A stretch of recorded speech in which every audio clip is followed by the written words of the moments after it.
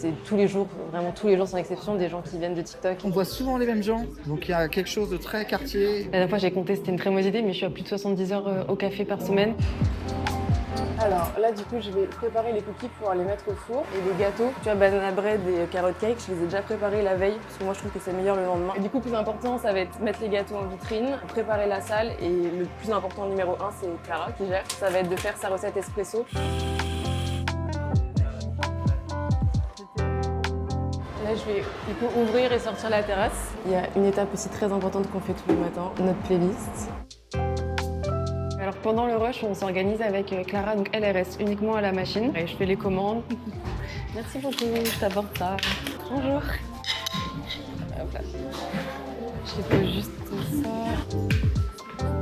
Le salé, c'est aussi moi qui fais et c'est dans la cuisine, donc je peux pas forcément voir ce qui se passe dans la salle. Tu vois, il y a une petite caméra là-haut, du coup je mets la caméra sur mon iPhone et dès que je vois qu'il y a plus de 1 ou 2 personnes qui attendent, je sors pour servir. Et voici, je t'en prie.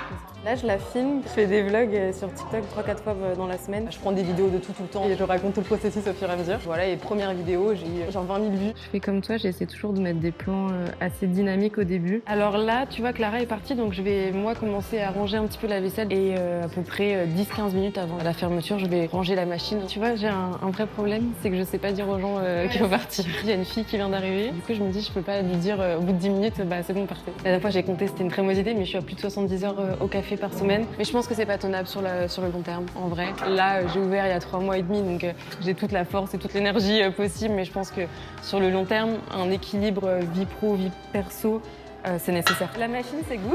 Je vais pouvoir rentrer la terrasse, fermer le rideau et me mettre en cuisine. Là, j'ai pas mal de choses à faire pour demain. Je vais refaire des cookies, un brownie aussi. Le soir, il n'y a personne, je suis au calme dans ma petite cuisine. Je fais des petites vidéos où je raconte un peu toute la journée. Je vais parler du fait que du coup vous étiez avec moi. Bon, je vous avais dit aujourd'hui qu'il y avait un média qui venait nous voir au café. J'étais un peu stressée et finalement ça s'est trop bien passé. Et franchement, elle m'a mis grâce à la l'aise. Pardon.